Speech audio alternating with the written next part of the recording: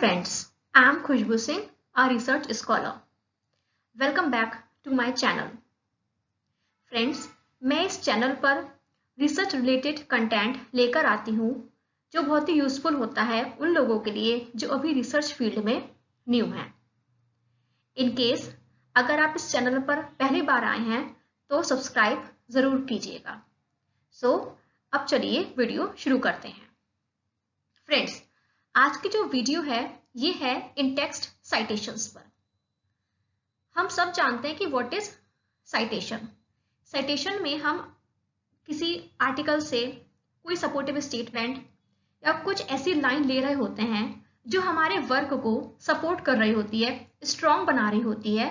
तो वहां पर जिस आर्टिकल से हमने वो लाइन ली होती है वहां पर हम उस चीज को साइट करते हैं।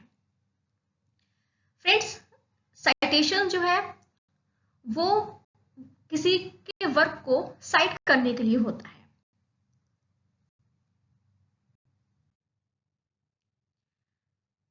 जैसे कि मैंने आपको बताया कि जो हम साइटेशन करते हैं वो हम किसी स्टेटमेंट या फिर आर्ग्यूमेंट को सपोर्ट करने के लिए करते हैं। साइटेशंस जो होते हैं वो टू टाइप्स के होते हैं, in text citation and reference list citation. In text citation, friends ये जो वीडियो है वो हमारी बेसिकली इन टेक्स्ट साइटेशंस पे ही है। इन टेक्स्ट साइटेशन की अगर हम बात करें, लेट्स से फ्रेंड आप एक रिसर्च पेपर लिख रहे हैं, तो रिसर्च पेपर की हम स्टार्टिंग कहाँ से करते हैं? एब्स्ट्रैक्ट और introduction. It's a fact, introduction से हम शुरू करते हैं। रिसर्च पेपर जब हम लिखते हैं तो जब हम उसे रीड करेंगे सबसे पहले आता है हमारे सामने एब्स्ट्रैक्ट ही है, बट जब लिखने की हम उससे शुरुआत करते हैं तो हमारे सबसे पहले हम इंट्रोडक्शन ही उसका लिखते हैं। इंट्रोडक्शन मेनली हमारा 5 पैराग्राफ्स में आ जाता है, जिसमें हम वहां से उसकी बैकग्राउंड, हम किस पर काम करेंगे, हमारे रिसर्च गैप क्या हैं, इस जो हम इंट्रोडक्शन में लिखते हैं। जो हमारे इंट्रोडक्शन को स्ट्रॉन्ग बनाता है, जो पैराग्राफ्स जो हम अपनी स्टडी का बैकग्राउंड लेते हैं वो हम किसी आर्टिकल से ही रेफर करते हैं। हम बीच बीच में अपने स्टेटमेंट को सपोर्ट करते हुए चलते हैं। जब हम उन स्टेटमेंट्स को बीच में सपोर्ट करते हैं तो उसी को हम कहते हैं इन टेक्स्ट साइटेशंस। फ्रेंड्स, जैसा कि मैंने आपको बताया कि साइटेशंस टू टाइप्स के होते हैं, in text citations and reference list citations. In text citation में क्या होता है? Use only a few details of the source, जहां पर आप सिर्फ फ्यू डिटेल्स देते हो। ठीक है, जो भी आपने स्टेटमेंट लिया है तो अपने उसको रेफर करने के लिए, उसको मैच करने के लिए अपनी रेफरेंस लिस्ट से वहां फ्यू डिटेल्स के साथ उसको साइट कर देते हो। सेकंड होता है रेफरेंस्ड लिस्ट साइटेशंस। फ्रेंड्स, ये बहुत वाइड लिस्ट होती है। ओवरऑल रिसर्च पेपर में, थीसिस में, आर्टिकल में या फिर कोई कॉन्फ्रेंस पेपर में आपने जहां भी अपनी स्टडी को सपोर्ट किया होता है दूसरी स्टडी से, तो उसके लास्ट में आप सारे सोर्सेस को लिस्ट कर देते हो, तो उसी को हम कहते हैं रेफरेंस लिस्ट साइटेशंस। फ्रेंड्स, जैसे कि मैंने आपको बताया कि जो इंटेक्स्ट साइटेशंस होते हैं वो टू टाइप्स के होते हैं। एक होता है पैरेंथेसिस और दूसरा होता है नैरेटिव। हम जो रिसर्च पेपर में हमें जो साइटेशंस, इंटेक्स्ट साइटेशंस देखने को मिलते हैं वो यही दो मिलते हैं, parenthesis and narrative. What is the difference between parenthesis and narrative? जैसे कि मैंने आपको लास्ट साइड में बताया कि जो इंटेक्स्ट साइटेशंस होते हैं वहां पे हम फ्यू डिटेल्स देते हैं अपने सोर्स की। अगर हम पैरेंथेसिस की बात करें, सबसे पहली बात, जो पैरेंथेसिस साइटेशन होती है वो हम at the end of sentence देते हैं, कि जैसे हमने यहां पर दिया है। पहले एक सेंटेंस हमारा फिनिश हुआ। ये फ्रेंड्स, ये मेरी रिसर्च पेपर का एक छोटा सा पार्ट मैंने यहाँ पर पेस्ट किया है। मैंने यहाँ जो अपनी एक स्टडी लिखी थी जो कि बिब्लियोमेट्रिक एनालिसिस बेस्ड थी। बिब्लियोमेट्रिक एनालिसिस के बारे में एक आर्टिकल में मैंने पढ़ा था, उसका साइटेशन मैंने यहाँ पर दिया है। और ये जो साइटेशन है, इंटेक्स साइटेशन है, ये पैरेंथेसिस साइटेशन है, जहां पर मैंने ऑथर को और ईयर इन दोनों को सेपरेट करा है कॉमा से, और इन सबको दोनों को ब्रैकेट में मैंने लिखा है, और इसके बाद मैंने यहाँ पर फुल स्टॉप लगाया है। Okay friends, so parenthesis intext citation में क्या होता है कि both the author and the date, जो ऑथर है, डेट का मतलब है ईयर से, वो हम सेपरेट कर देते हैं बाय अ कॉमा, वो हम कॉमा के से सेपरेट कर देते हैं। अ parenthetical citation can appear within or at the end of a statement sentence। जो हमारा जो पैरेंथेसिस जो हमारा citation है, पैरेंथेटिकल citation है, उसको हम at the end of the statement देते हैं और यहाँ से ब्रैकेट में हम उसे क्लोज कर देते हैं। So this is parenthesis citation। Next है फ्रेंड्स, सेकंड इंटेक्स citation है, वो है हमारी नैरेटिव citation।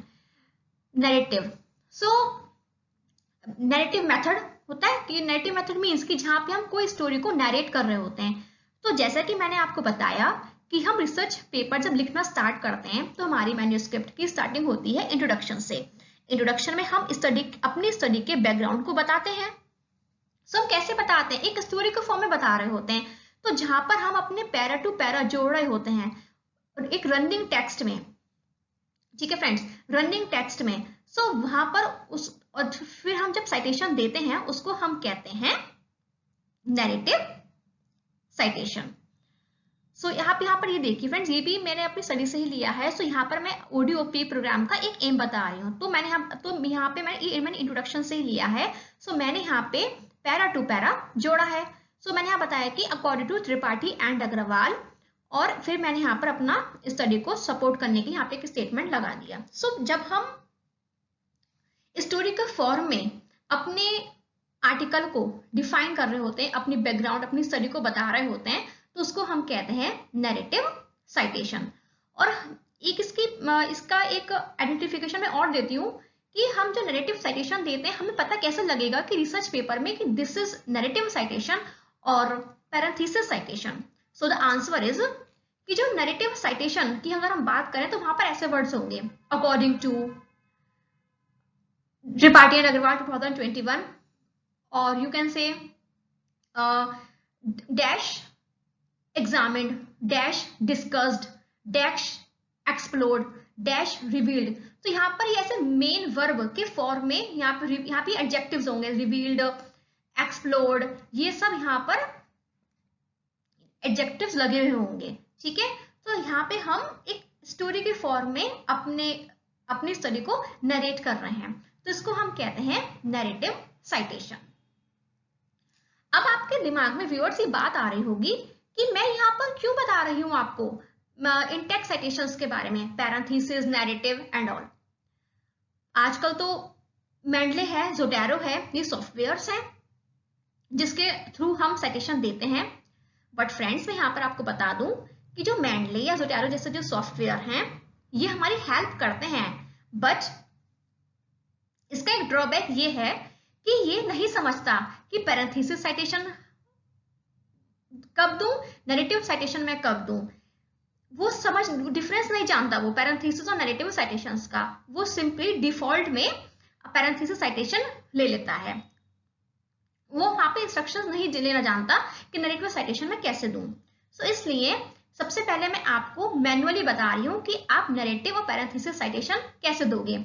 उसके बाद पैरेंथेसिस साइटेशन तो वो डिफॉल्ट ले लेगा, लेकिन नैरेटिव साइटेशंस में कुछ दिक्कत वो कर देता है। इसलिए पहले मैं आपको मैनुअली बता रही हूँ कि अगर आपको चीजें मैनुअली पता होंगी तो आप मेंडले में जाके कुछ सेटिंग्स करके कुछ चेंजेस करके अब ब्रैकेट को रिमूव करके आप वहां पे नैरेटिव साइटेशन दे सकते हो। लेकिन उससे पहले आपको पता होना चाहिए कि 1 ऑथर, 2 ऑथर या फिर मोर देन 2 ऑथर्स में आप कैसे नैरेटिव साइटेशन दोगे।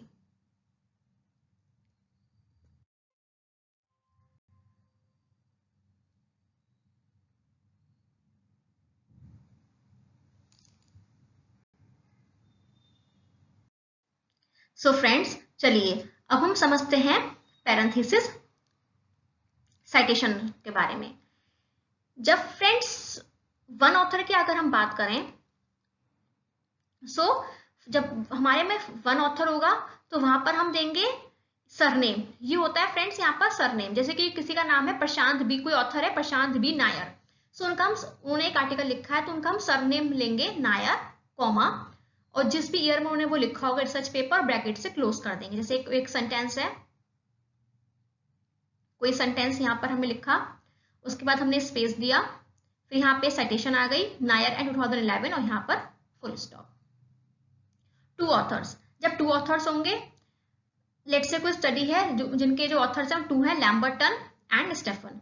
फ्रेंड्स यहाँ पे इस आपका एंड का ध्यान रखना होगा। ये जो एंड, ये वाला जो एंड है, यहाँ पर पैरेंथेसिस साइटेशन में सिंपल वाला एंड आता है, ठीक है। और इसको यहाँ पे हमने ऑथर्स के नेम को और ईयर को कॉमा से सेपरेट कर दिया और ब्रैकेट क्लोज कर दिया।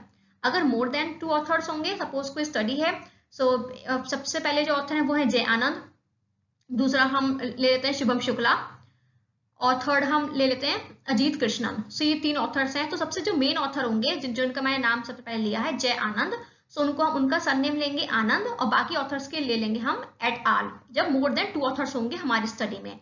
सो फुल वहां पे डॉट लगाई, कॉमा से सेपरेट करा हमने, और जिस भी ईयर में जो स्टडी लिखी गई है वो ईयर आया और ब्रैकेट को हमने क्लोज कर दिया। सो ये हो गई हमारी पैरेंथेसिस साइटेशन।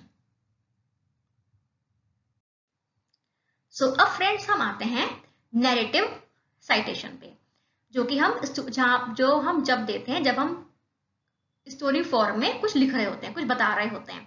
सो यहाँ पर जिससे सरनेम तो आया, लेकिन यहाँ पे हम कॉमा या डॉट का यूज हम नहीं करते हैं। यहाँ पर हम जो ऑथर नेम है, ईयर जो है, इसको यहाँ ब्रैकेट में लिखते हैं, ठीक है। सो नायर, और यहाँ पे वन ऑथर अगर है तो 2011 हमने ईयर में लिख दिया।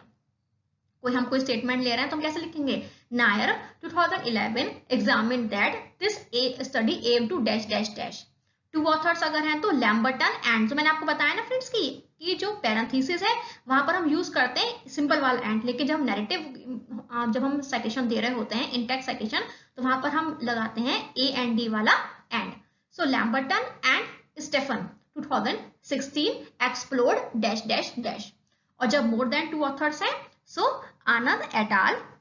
देखो फ्रेंड्स, देखिए हम क्या डिफरेंस है कि जब मैंने आपको पैरेंथेसिस बताया था तो वहां पे क्या था, आनंद एट आल फुल स्टॉप कॉमा, ओके, और फिर यहाँ पे आएगा, फिर यहाँ पे हमारा क्या आएगा 2023 और ये ब्रैकेट क्लोज। लेकिन यहाँ पर क्या है, आनंद एट आल फुल स्टॉप, और फिर ईयर को हमने कैसे ब्रैकेट में लिख दिया, विद इन द ब्रैकेट हमारा ईयर आ गया।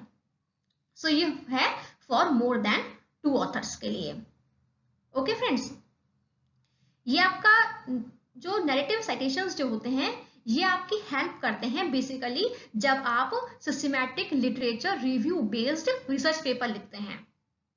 फ्रेंड्स, मैं अब इस चैनल पर इसी तरह की वीडियोस लेकर आऊंगी जो कि आपकी हेल्प करेंगे रिसर्च के जो बेसिक्स हैं उनको समझने के लिए, कि जिससे कि जो आपके रिसर्च पेपर हैं वो अच्छे से अच्छे जर्नल में पब्लिश हो। क्योंकि जब हम किसी अच्छे जर्नल में अपने पेपर को भेजते हैं, सो उनका फर्स्ट इंप्रेशन वो यही जाता है कि क्या इन्होंने साइटेशंस बिल्कुल सही दिए, क्या इन्होंने सिर्फ एक ही कॉन्सेप्ट को फॉलो किया है, पैरेंथेसिस साइटेशंस ही दी हैं, या सिर्फ नैरेटिव भी दिए, या फिर दोनों को इन्वॉल्व करा है। सो सबसे पहले जो प्रीलिमिनरी जो स्क्रीनिंग होती है वो इसी बेसिस पे होती है।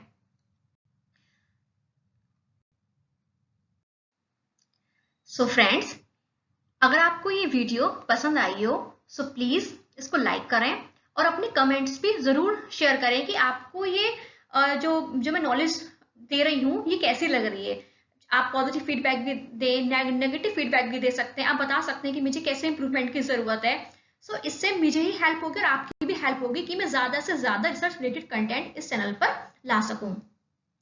फ्रेंड्स, वीडियो को शेयर कीजिएगा और चैनल को सब्सक्राइब जरूर कीजिएगा कि जैसे ही मैं एक न्यू वीडियो अपलोड करूं तो उसका आपको नोटिफिकेशन सबसे पहले पहुंचे। So thank you friends, thanks for watching, thank you again.